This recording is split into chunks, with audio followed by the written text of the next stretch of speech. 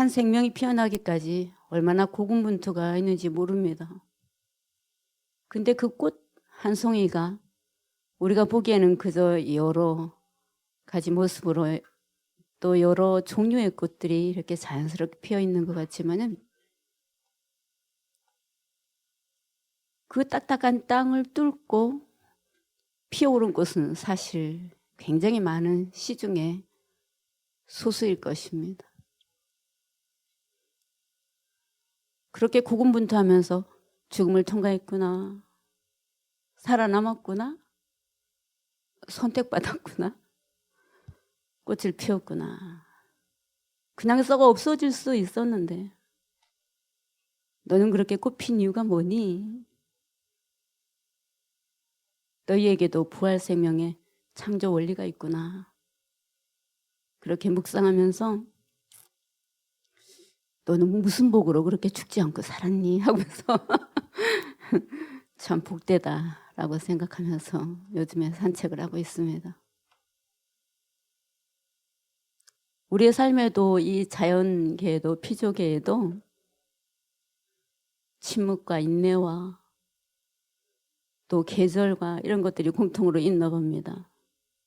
그러니까 사실은 우리가 죽으면 산다, 또 겨울이 지나면 봄이 온다 이렇게 생각하는 것이 인간에게만 주어진 것이 아니고 하나님께서 창조하신 모든 피조계가 그 원리를 살아내고 또 그렇게 지켜낸 것들만 생명을 피울 수 있나 봐요.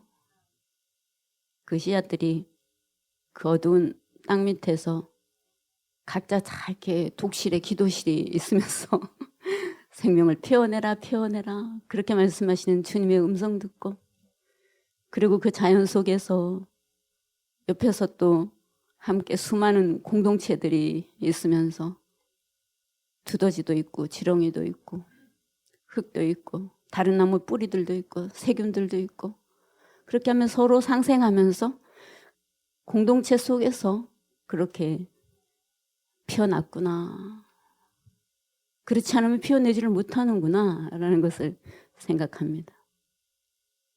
꽃을 피우는 것은 우리의 희망이고 자연스러운 일입니다. 그러니까 사실 부활 생명으로 살아가는 것, 하나님의 영원한 축복으로 살아가는 것은 너무 자연스러운 것인데 그 자연스러운 게 왜 이렇게 어려울까요? 그 자연스러운 것을 방해하는 것들이 왜 이렇게 많을까요? 주님께서 그 자연스러운 생명의 복을 꽃을 피워내라고 우리들에게 말씀하시면서 봐라, 혼자 있지 않다. 내가 부활 생명으로 살았다. 그렇게 말씀하고 계십니다. 우리들은 우리의 삶을 생각할 때 어떤 행위들을 주로 생각합니다. 그러니까 부활해야겠다, 생명으로 살아야겠다 이렇게 자꾸 뭔가 고군분투하면서 미래를 향해 나가는 그런 시간을 생각하는데, 예수님께서 이 세상 한가운데 딱 버티고 계시면서 나는 부활이다, 나는 생명이다, 나는 길이다, 그렇게 자신의 존재를 우리에게 나눠주시면서 말씀하십니다. 그러니까 우리가 나도 부활할 거야, 나도 살 거야, 난 이렇게 해서 이루어낼 거야, 그런 삶을 벗어나면서 주님, 당신은 부활이십니다. 당신 안에도 우리도 부활입니다. 당신은 생명이십니다. 존재의 근원이신 당신 안에서 저도 또한 생명입니다. 너는 복이다 그렇게 말씀하실 때 내 주님 안에서 저는 행위 이전에 무엇을 하기 전에 이미 복입니다. 그렇게 믿으면서 사는 축복이 우리에게 주어졌습니다. 기독교는 우리에게 생명에 대해서 얘기를 하면서 또한 죽음에 대해서 얘기를 합니다. 그러니까 죽음 없이 생명만 얘기하는 것은 뭔가 이상합니다. 네가 반드시 죽어야만 반드시 살리라 이렇게 말하는 것입니다. 어떤 요소가 죽어야만 하는 걸까요? 그러니까 성서는 굉장히 역설적이어서 진리는 원래 역설적입니다. 중층적입니다. 예를 들면 불교나 유교나 참 멋있기도 하고 또 이해하기가 쉽습니다. 덕스럽게 사는 것이라던가 또 이 세상의 어떤 그런 허무한 정과 욕의 세계에 대한 그런 거리두기라던가 이런 것들은 이해하기도 쉽고 뭔가 멋진 것 같은데 합리적으로 생각하는 것을 넘어서 기독교는 있기 때문에 조금 어렵습니다. 그렇지만 어렵지만은 정말 성령께서 우리에게 오시면서 가르쳐 주시면 그게 또 그렇게 명료할 수가 없습니다. 어떤 분들이 그러니까 이게 하도 여러 소리들이 많아갖고 뭐가 진리인지 모르겠어요. 그렇게 얘기를 하시길래 그냥 열매를 보시면 아십니다. 그 말을 듣고 그 말을 하는 자가 어떻게 변화됐는가를 보면 알 수 있습니다. 죽는 것 같이 살았다가 살게 된 그 모습을 보면 알 수 있습니다. 같은 말을 하는데 사는 게 이상하면 이상한 겁니다. 그건 정말 성령께서 오셔야만 우리에게 알려주시는 일입니다. 그러니까 우리가 제일 중요한 것은 보이지 않는 하나님을 계신 것처럼 믿고 그 실상의 세계를 보이지 않지만 믿음으로 바라볼 수 있는 그 힘과 은총인 것 같습니다. 그래서 성서의 진리가 우리를 진리 앞에 세울 때는 항상 보이는 것에 대한 한계를 먼저 앞세우십니다.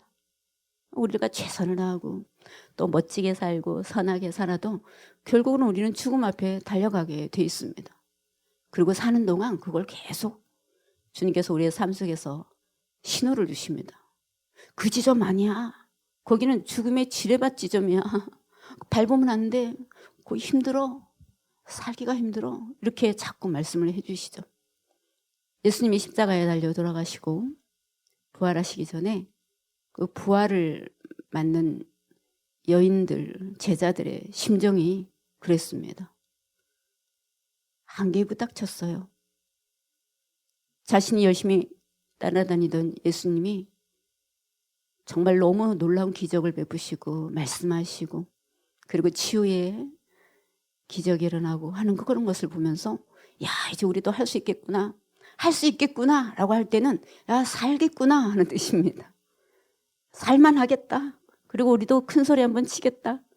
신나구나 이렇게 생각을 했습니다. 그런데 갑자기 턱 돌아가셨어요. 나사로의 죽음 앞에서도 너희들이 그랬습니다. 진짜 사랑하는 오라버니였고 그리고 예수님을 잘 따라다니는 오라버니였어요. 근데 죽음 앞에서는 어쩔 수가 없었습니다. 우리들은 우리들의 삶에서 죽음과도 같은 우리의 절망적인 한계를 맛볼 때가 있습니다. 열심히 살지 않아서 그런 것이 아닙니다, 여러분. 아무리 열심히 살아도 죽음과 한계가 눈앞에 있습니다. 너희들은 그 죽음 앞에서 한계를 느꼈습니다. 아, 더 이상 할 수 없구나. 그 철저한 한계와 죽음의 눈앞에 있을 때 우리들은 믿는 자들이기 때문에 그 보이는 죽음을 넘어서서 보이지 않는 실상, 부활 생명이 문 앞에 있구나라고 믿는 사람들입니다. 한계가 올 때마다 그 공이 우리한테 옵니다. 그러니까 너는 이 보이는 죽음을 넘어서 보이지 않는 부활의 생명 있는 것을 믿을 거니? 지금 땅 속에 갇혀서 보이는 것은 온통 어둠이요. 두더지고 지렁이밖에 없는데 뭔가 이 땅이 나에게 압박을 주는 것 같은데 보이지 않는 땅 위에 꽃피우는 새로운 새싹이 있는 그 날을 너는 믿을 거니? 주님은 우리에게 십자가와 부활신앙으로 물으십니다. 그러면 우리는 나를 중심으로 생각하면서 내가 무언가 할 수 있다는 가능성이 끝나는 그 지점에서 비로소 기도하게 됩니다. 진짜 기도를 하게 됩니다. 주님, 제가 할 수 있는 것에 한계가 있습니다. 어떻게 하면 제가 새로운 생명으로 새롭게 살 수 있을까요? 질문이 시작된다라는 것입니다. 여기서의 죽음은 우리를 단순하게 끝나게 만들고 실패하게 하고 무기력하게 만들고 그리고 좌절하게 만드는 것이 아니고 살아계신 하나님 앞에 우리를 겸손으로 세우는 그 시점입니다. 주님, 저의 자력으로 할 수 있는 것에 한계가 있습니다. 주님이 필요합니다. 예수님이 돌아가셨을 때 제자들과 마리아의 심정이 너무 기가 막혔습니다. 무슨 이런 일이 다 있나? 그래도 살아야지 뭔 일을 하지. 근데 훌륭한 것은, 기적이 일어나는 것은 이 여인들의 행동 같은 것입니다. 그냥 좌절만 하고 끝내지를 않았습니다. 분명히 현상은 예수님이 돌아가셨다는 것이었습니다. 그리고 기대도 예수님이 돌아가셨을 거니까 향유를 발라야겠다라고 예수님이 죽었다는 기대를 하고 갔습니다. 우리의 것에서 시작하지를 않는군요, 하나님께서. 아주 철저하게 그런 것을 연습시키십니다. 그래, 향유라도 뿌려 들어가겠다. 가서 기도라도 해드려야겠다. 마지막 예라도 해드려야겠다. 돌아가신 걸 어떻게 하나? 근데 그것 때문에 기적이 일어납니다. 참 아름다운 마음이죠. 나는 내가 할 수 없다. 이제는 끝이다. 이제는 죽었다. 이렇게 하는 순간에 그때 신앙인이 뭘 할 건가가 굉장히 중요합니다. 그럼에도 불구하고 지금까지 나를 이끌어 오셨던 그 하나님의 아들 또 스승님에 대해서, 예수님에 대해서 그 여인들을 할 수 있는 걸 하러 갔습니다. 향유를 뿌리러 갔어요. 그리고 자신들이 할 수 있는 무언가가 있을까 하면서 갔습니다. 다시 살아나셔갖고 우리를 행복하게 해주시겠지. 이런 기대를 할 수 없는 상황에 할 수 있는 것을 하러 갔습니다. 믿음과 순종으로 일단 돌을 옮겼습니다. 이런 게 중요하죠. 분명히 죽었다고 보이는 현실 속에서 그 행위 하나를 하는 것, 하나님께서 그것을 믿음이라고 말씀하십니다. 우리의 삶에 두려움이 있고 또 고집이 있고 지금까지 살아왔던 모든 사람들이 단 한 번도 경험하지 못한 그런 일들이 과연 꿈꿀 수 있을까? 할 수 있을까? 그런 의심이 들 때, 그럼에도 불구하고 그 지점에서 무언가 믿음으로 작은 행동 하나를 했다라는 것이 중요합니다. 그 과정을 통해서 우리가 죽음의 몸에서 부활과 생명의 몸으로 점점 갇혀서 가고 있습니다. 사실 이런 원리는 성경 곳곳에 있습니다. 십자가 부활의 원리죠.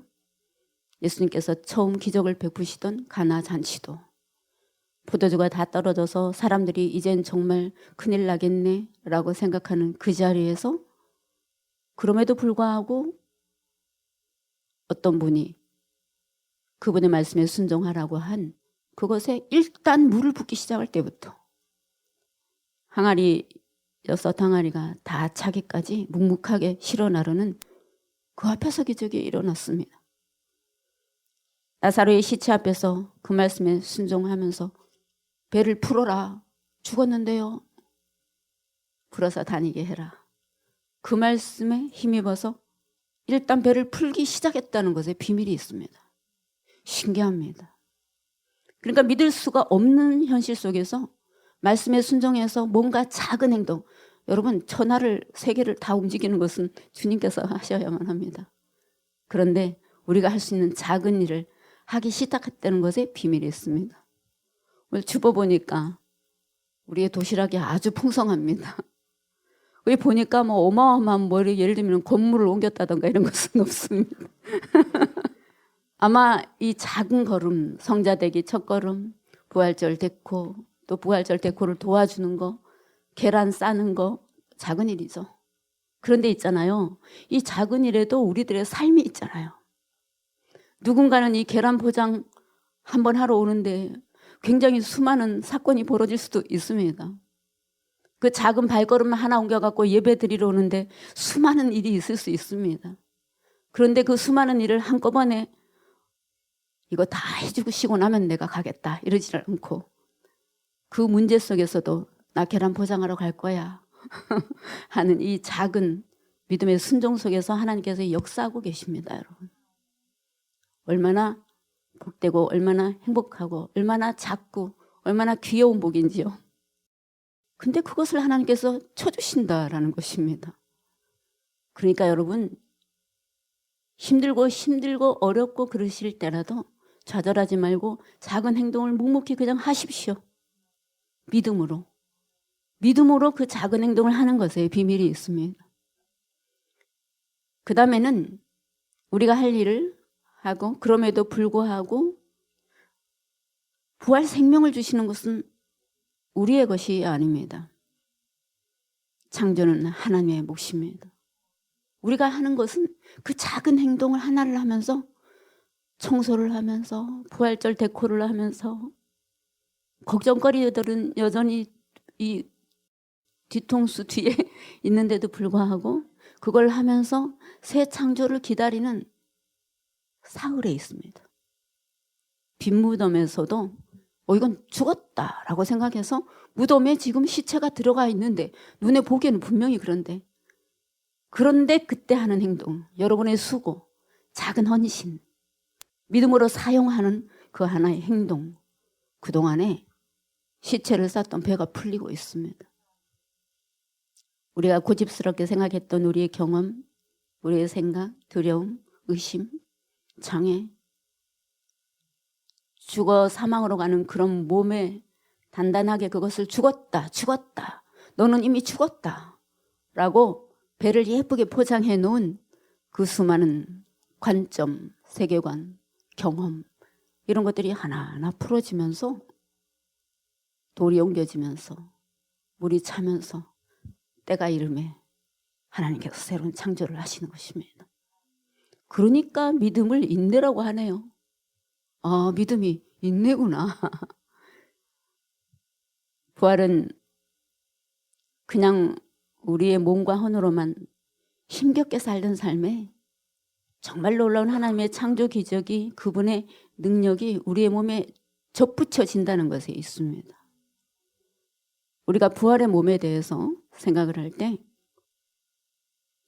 성경을 가만히 묵상을 잘해야 됩니다. 예수님께서 나는 부활이다, 나는 생명이다 이렇게 말씀하시면서 믿음으로 나의 이 부활의 몸의 생명을 너희 것으로 만들면 십자가와 같은 또 죽음과 같은 억눌려 있는 그런 지점에 그것을 계속 분명히 죽었다고 인정되는 그 순간 속에 그 죽음의 땅을 생명의 땅으로 만들렴.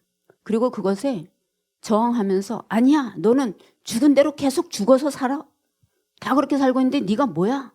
그렇게 얘기를 할 때 아니야 하고 건설적으로 싸우는 법도 알아야 됩니다. 또 함께 믿는 사람들이 다정하게 서로 마음을 풀어줄 줄도 알아야 됩니다. 그 모든 것들이 하나가 돼서 성령으로 우리의 새로운 몸을 만들고 있습니다, 여러분. 그리고 주님께서 우리에게 약속하신 것, 승천하시면서 내가 너희들의 처소를 만들러 간다 이렇게 하실 때 그냥 집을 만든다 이런 뜻이 아닙니다. 우리의 몸이 그분의 처소입니다. 그래서 우리가 그분을 만났을 때 가장 아름답고 빛나는 영원의 몸을 가지고 그분을 만나 뵐 줄로 믿습니다. 오늘의 본문 보니까 여인들이 무덤에 갔는데 예수님이 너무 아름다워서 알아볼 수가 없었습니다. 여러분, 이 본문이 여러분에게 묵상거리가 되시기를 원합니다. 그러니까 천사들을 만났을 때 빛나는 광채를 갖고 있었다 그랬으니까 천사들이야 뭐 그렇다고 쳐 이렇게 생각할 수 있죠. 근데 부활하신 주님은 분명히 생전에 예수님의 모습이 있었을 테니까 알아봐야 되지 않을까요? 왜 못 알아볼까요? 나중엔 또 왜 또 알아보게 됐을까요? 그것이 우리의 이 세상에 살아가면서 우리의 영원한 몸, 영원한 눈, 영원한 귀, 이 몸을 만들어가는 비밀과 같습니다. 예수님이 계셨을 때 제자들은 자기들의 몸의 방식으로는 알아볼 수가 없었습니다. 그리고 예수님을 그렇게 기억했습니다. 예수님이 살아계셨을 때 우리와 이렇게 흙으로 빚은 흙으로 돌아가는 그 몸의 형태, 시간에, 공간에 한계에 있는 그 예수님을 생각하면서 알아볼 수가 없었습니다. 동산직인가? 이렇게 생각을 했습니다. 그 예수님의 새로운 몸, 우리가 언젠가 부활했을 때 입을 새로운 몸은 그냥 이렇게 알아볼 수 있는 그런 것이 아니군요. 이 세상에서 살았던 가장 젊고 예뻤던 그런 모습보다 천국에서 만나는 우리의 모습은 상상할 수 없이 아름답다고 합니다. 그것이 우리가 사는 동안에 만들어지고 있습니다, 여러분. 속사람의 몸입니다. 생명으로 매번 살아가는 모습입니다. 이 땅에 살아가면서 매번 죽겠다 죽은 자들과 비슷하게 살아가는 그런 모습으로 계속 살다가 우리가 하늘나라에 가게 되면은 왠지 살아있지만은 그냥 죽은 자같이 희미한 그런 모습일 수도 있습니다. 우리가 감히 상상할 수 없는 그런 몸이었습니다. 그러니까 우리가 이 땅에서 살아갈 때 그 영원한 몸을 준비하라고 유일한 한 번의 삶을 주셨는데 우리의 매 순간은 그 영원한 아름다운 몸을 준비하고 있는 중입니다. 그리스도 안에서, 그리스도 여 아름다운 부활체 안에서, 그분의 시간 안에서, 그분의 부활된 몸 안에서 우리도 점점 그렇게 만들어지고 있습니다. 시간이 점점 지나면서 이 제자들과 여인들이 예수님의 진리의 말씀을 자꾸 듣다가 알아보기 시작합니다. 이상하지 않아요? 아, 그렇구나. 우리가 영혼을 알아보는 것, 영원한 생명을 알아보는 것은 진리의 말씀 우리한테 자꾸 들려야 되는구나. 그러니까 이 몸으로 살다가 몸으로 죽는 그런 세계관, 그러한 인생, 그것만 자꾸 듣다 보면 우리가 자꾸 시들시들 죽어가는구나. 근데 진리의 말씀, 사랑의 말씀, 그리고 그런 에너지, 그런 기운, 그리고 함께 사랑하면서 살아가는 공동체, 그런 것이 있을 때 우리도 그 아름다운 몸을 준비하면서 또 예수님의 아름다운 생명의 모습을 점점 알아보기 시작하는구나. 초대교회는 부활 공동체였습니다. 예수님이 계셨을 때 왜 교회가 탄생하지 않았을까요, 여러분? 계셨을 때 눈으로 똑똑하게 보이니까 탄생돼야 되지 않아요? 근데 돌아가시고 성령이 오셔서 제자들의 마음 속에 들어갔을 때 초대교회가 생겼습니다. 그러니까 성령이 우리의 몸을 만들어 가시는 중인 것입니다. 그러니까 정말 제대로 된 진리의 말씀을 듣고 그것을 사랑하는 공동체와 함께 자기 것으로 자꾸 만드는 동안에 우리가 아름다운 몸이 되어가는 것입니다. 그 부활의 몸은 첫 부활하신 예수님을 따라서 부활하게 된다라는 그것을 믿으면서 살아가는 사람들의 응답 같은 것입니다. 사도 바울이 고백한 것처럼 예수님의 부활은 시공간에 나타난 초월의 몸인데 그것은 그냥 단순한 영적 이상한 몸이 하나 탄생한 그런 게 아니고 이제부터는 너희들의 삶이 너희들의 몸과 정신이 하나님의 영으로 하나님의 주도권 안에서 전혀 새로운 삶을 살게 될 것이다 라는 그러한 약속과 같은 것이었습니다. 제자들은 그것을 목도했고 성령께서 자신들의 안에서 그걸 가르쳐주기 시작했습니다. 여러분, 그때 교회가 탄생했어요. 그냥 사람들이 모여있다고 탄생하는 것이 아닙니다. 그리고 그들은 알기 시작했습니다. 이건 우리로부터 시작된 일이 아니구나. 이것을 아는 것이 얼마나 행복한지 모릅니다, 여러분. 만약에 이 모든 일들이, 좋은 일들이, 새로운 창조가 새롭게 일어나는 역사가 우리로부터 시작됐다 그러면 얼마나 힘이 들겠습니까? 그 하나님의 일이 얼마나 짐이 되겠습니까? 그런데 우리가 하는 것은 작은 일인데 하나님으로부터 일이 시작됐다라는 것이 얼마나 기가 막힌 일인지 모릅니다.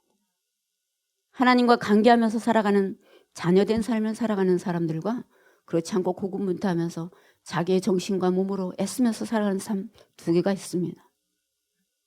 우리가 그분을 믿으며 주어진 삶을 매번 아름다운 몸을 만들어가는 그런 삶을 살아갈 때에 모든 순간이 꽃봉오리가 될 것이라고 믿습니다.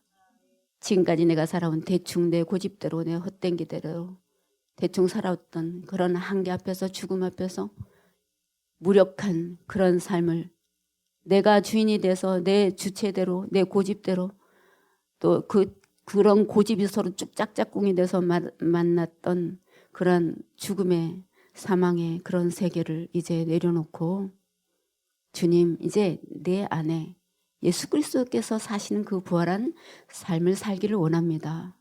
매 순간 그렇게 살기 원합니다.